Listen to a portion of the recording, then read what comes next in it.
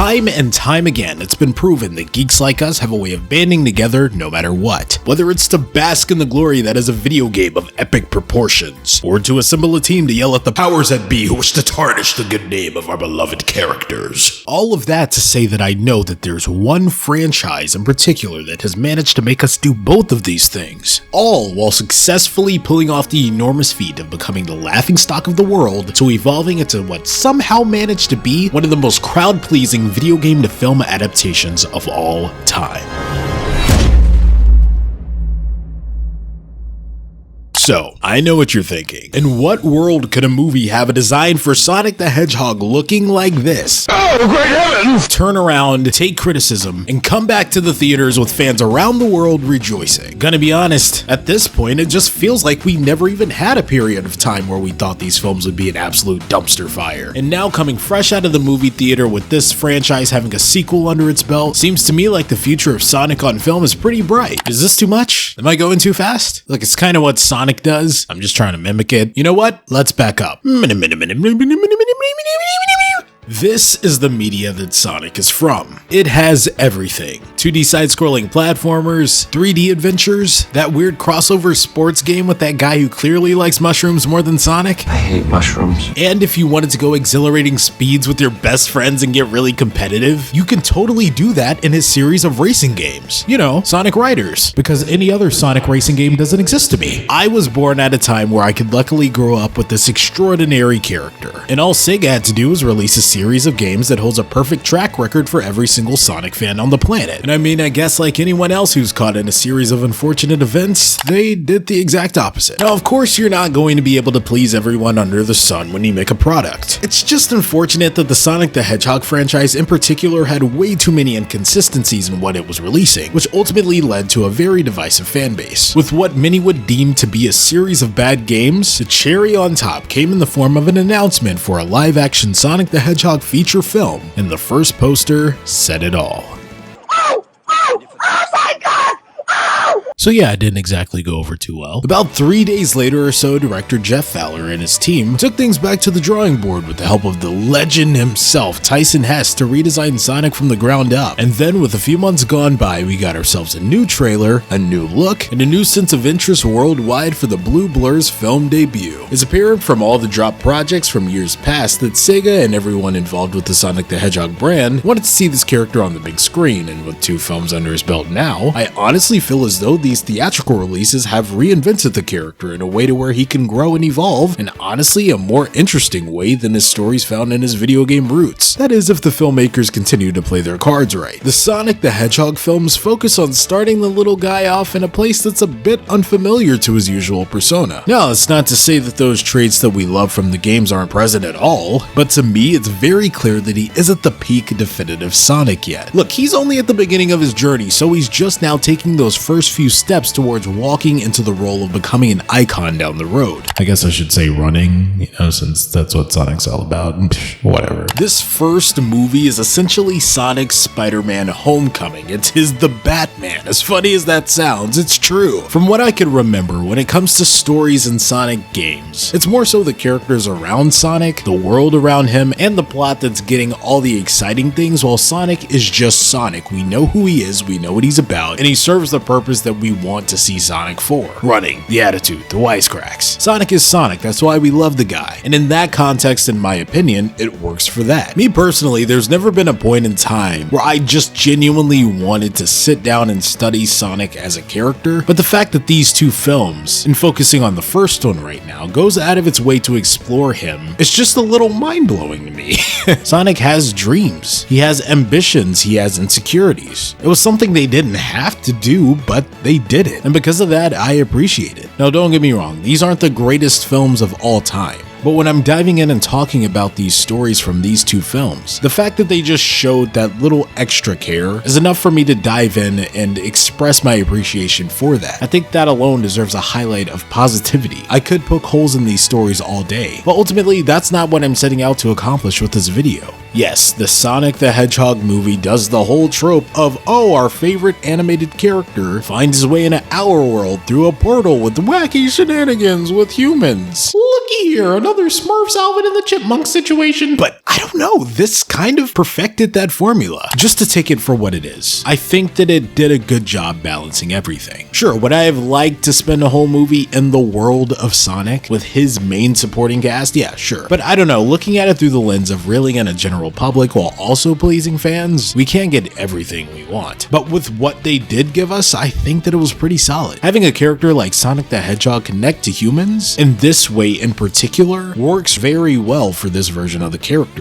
He has very human struggles, very human desires. We can relate to Sonic because the things that he's going through in this first film is something that we go through. Sonic the Hedgehog, the video game character, is an icon. He's a hero. He's that cool, fast hedgehog that we all sit back and love to be entertained by, but this Sonic isn't putting on a show for us 24/7. He's like, yeah, I've got the speed, I've got the spectacle to make you clap your hands and jump out of your seats when you see a video game reference. But in addition to that, he departs himself from that video game character by saying, let me level with you. I'm on your level. I'm not this icon that you should be cheering just yet. I still make mistakes. There are still things that I want to accomplish in my life, but me being this little alien hedgehog thing, I don't get the luxury of having the things that you take for granted every single day. It's a very cool direction to take this awesome character that's always cocky and arrogant, but introduce us to him in a very vulnerable state in his live action feature film debut. I mean, come on, to me that's a little impressive. And I know what some of you in the comments are thinking, well, I think it's pretty impressive that you're stretching this so much. You know the movie's not that deep. And I mean, yeah, of course not. On the surface level, it's just a fun kids movie with very easy to cut out character traits, but it's just the fact that they went that little extra mile that you can really look at it through that lens of stressing it to be something bigger than it probably is. But I think what makes it so impressive is that we've seen time and time again this exact same format where they don't even go this far. In this first film, Sonic wants nothing more than to just have a friend. I'm sure we've all been at that place. Except for this little guy, it's even worse because there's no one here that's like him. At the start of the film, we see him just make do with what he can being alone, running around and having fun with a little turtle, just latching on to any and everything that he can to feel happy. The moment where he's playing baseball by himself was a very nice scene. It's very Sonic in that he's showboaty about his speed, just being this wisecracking loudmouth that's like, yeah, I've got the speed to play an entire baseball game by myself. I'm having fun no matter what. I'm alone on this earth, but look at these abilities that I have that I can do this right here, right now. Isn't that awesome? That is until he cracks. Now, sure, this might be a weird statement to make because I can't genuinely say this for 100% fact, but I feel like if this was in a Sonic game, that would just be the end of it. Sonic plays baseball by himself because he's fast and it looks cool. They go a little further with it here. Sonic doesn't just play baseball and then that's the end of the scene. Instead, he goes for a high five and looks around and notices, what does this mean if I can't share it with someone? That's why the whole buddy cop aspect of the film works for me. It's not just so two people are bumbling around and having fun and making us laugh the whole time, but it's genuinely giving Sonic that chance to have something that he's longed for since the start of the film. And it actually has a payoff and he learns by the end of it. I guess I'm just saying I'm happy this is a competent movie.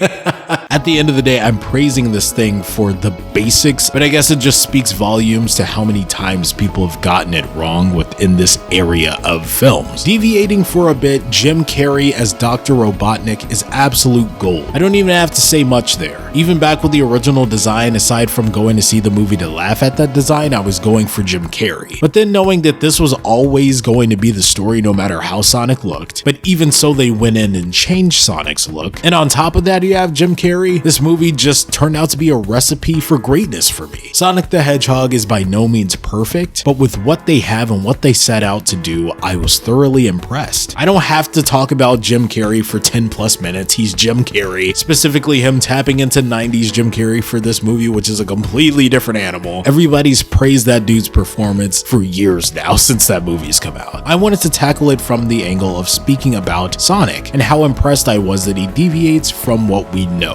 He's Sonic by name, but he's not quite Sonic by character yet. By the end of the film, he does get those friends, he does get that family, he's not alone anymore. Robotnik is put away in some mushroom planet. Ooh, we got a nice little tease of Tails. We had all our memes throughout this film, Olive Garden. But the way this film ends, everything in terms of making Sonic a new character and adding those qualities to him that aren't perfect have kind of been resolved. So where do we go from here? What does Sonic need to be challenged with now? He's a sweet kid. Another thing that I think deviates from the games, here he feels like a very innocent child. He's got that youthful wonder to him. He feels a lot younger here. How do we go from the kid to the icon? What's going to be that challenge that forces Sonic to take those steps into becoming the character that we all know and love?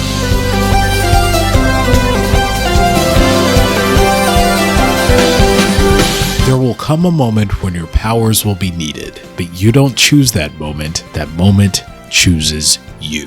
Whew boy, Sonic the Hedgehog 2. There is so much for me to unpack with this movie. Everything you wanted out of the first movie is done in this one. Want less of the humans? They take a bit more of a backseat in this one. Want more Sonic lore? Oh, believe me, it's here. More action? They crank it up. Good lord, the third act, the directing in that action sequence, breathtaking. But if you were like me and you were curious to see if they were gonna drop the whole angle of evolving Sonic into what we know him to be, they scratched that itch too. When speaking about the first film, I talked about how it seemed as though Sonic was a little bit unrecognizable in terms of his characterization. We're used to him being bold, bigger than life, arrogant, always in control of every single situation. But it's almost as though the first movie acts as a prequel to what we know the Sonic universe to be. Something as simple as Robotnik having hair in the first movie and wearing all black until he earns what we know him to be with the red outfit and the bigger mustache and no hair. You get visual cues in that first film that kind of plant the seeds to let you know that right now this is a prequel. You're entering the Sonic world in a time before you did back when the games first started. The games start you off in a specific point in the Sonic timeline, and the films are just starting off before that time period of when we got familiar with what the Sonic world is supposed to be eventually. Again, we're building into the icons. Sonic does retain his growth from the first movie in this one. He's already gone through the journey of making a friend, having a family. So now with the addition of Tails, off the bat, Sonic is a good friend.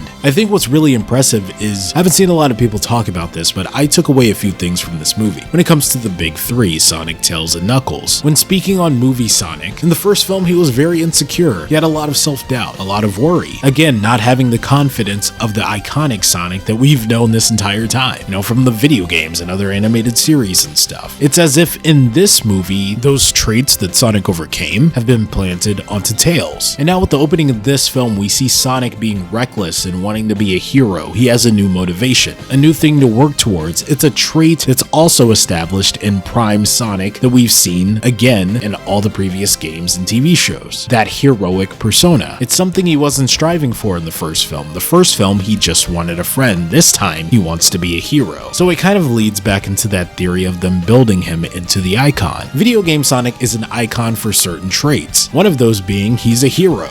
Another one of those being his iconic best friends, Knuckles and Tails. So they're giving all of these iconic traits to movie Sonic, but the difference between him and video game Sonic is that he has to unlock these traits. He has to work his way into being an icon. The video game Sonic had the luxury of having all of this stuff right off the bat. And it wasn't really a matter of earning. It was just, oh, we're making games, let's add more characters and make this more fun, and there's nothing wrong with that. But in the sense of a movie, I think it's really cool that they're making these challenges for movie Sonic. You have to earn the personality. In this movie, you want to have that hero trait that video game Sonic has? Well, guess what? You have to earn it. You're not going to have it right off the bat at the start of Sonic 2. He screws up on a whole mission, ruins an entire block, and he's only able to befriend Tails because he learned what being a friend means in the first movie through Tom. So again, they're going that extra mile by making these characters way more fleshed out than they honestly had to do. So with Tails being that reflection of Sonic from movie 1 is very nice. Idris Elba as Knuckles kills it. One of the greatest casting choices of the past 10 years. Maybe I'm exaggerating. I don't know. I loved his performance. But in the same way that I look through the lens of Tails being a reflection of Sonic from the first film, I look at Knuckles in the light insight of what if Sonic turned all of that turmoil from the opening of the first film and became bitter. I think that's why I like this dynamic in the movie version so much, is that Sonic, Tails, and Knuckles, they all kind of bounce off of each other. They're traits from Sonic, but in a what if scenario. Tails is introduced to us in Sonic 2, sort of as what if Sonic never befriended Tom. Knuckles is introduced in the form of what if Sonic never had an interest in befriending Tom. And Sonic is on a new path to unlocking the keys to becoming a hero. Take that next step to progress him into becoming Sonic the Hedgehog, the legend. And with all three of them being on these different paths, they can help each other. Sonic has been through what Tails is going through right now. Tails is the insecure one now. He's the one that wants the friend. Knuckles is bitter and rageful. He's hurt by what happened to his tribe, much like Sonic was with what happened with Longclaw. And Sonic wants to be a warrior. He wants to be this vigilante. He wants to be the Batman. Well, Knuckles definitely has some brute force and can teach Sonic some moves, and Tails has the tech and gadgets to be nice backup, assist him out there in the battlefield. They're all going through unique problems, but even though their problems are different, their personalities are different, they've each been in a spot where the other one has been, or at least strive to be in an area that another one is already in. And that right there is what I think is so impressive about these video game to film adaptations that are the Sonic the Hedgehog films. Yes, ultimately the goal is to make money, but there's heart here, there's care, and there's intention and reason behind these decisions. Once again, Jim Carrey knocks it out of the park as Robotnik. I don't have to tell you that. The moment the Master Emerald shows up, you know we're going to get that awesome ending, which we ended up getting, Super Sonic. I lost my mind in that theater, and those are things that I would like to talk about at a different time, because right now what I really wanted to do was talk about these films in an angle that I haven't seen other people dive into as much. Maybe the reason that they haven't is because I'm looking way too hard into this to find something special, and I guess that's an argument you could make, but at the end of the day, these are the thoughts that I had just watching the film without looking for something. Once again, by no means are these films masterpieces, but I will always appreciate when something in a genre that's cluttered with films that don't give these characters any care whatsoever and only seek out for the dollar amount decides to say no, take their time, find out what makes us drawn to these characters at all, even in this instance of them just being character traits in video games, and thinking of how do we evolve this beyond just what everyone knows. We all know why we love Sonic to begin with. He's cool, he's fast, he's funny. We love Knuckles because he's that brute, he's that warrior, he's that guy. And Tails is that adorable, smart little tech nerd. We get it. We love them for that. That's their traits, that's what they're known for. But these films serving as origin stories for these traits as opposed to them just being this way for the sake of being that way because that's how they've always been,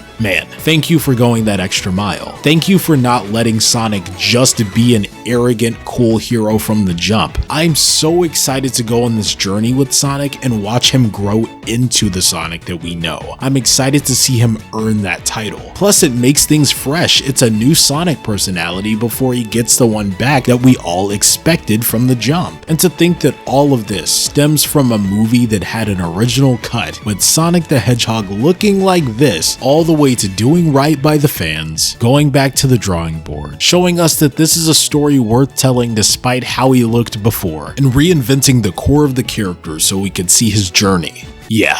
That's impressive right there. Moving forward, I know what to expect now. A bunch of fun, lighthearted laughs, awesome action, actual character depth, and watching Sonic take those next few steps into graduating and earning the persona of his video game counterpart. It's gonna be a fun ride now that he has Tails and Knuckles at his side, and if the end of the film is any indication, the next threat on the horizon is sure to test Sonic and see if he can successfully continue his journey to go from incompetent to the icon.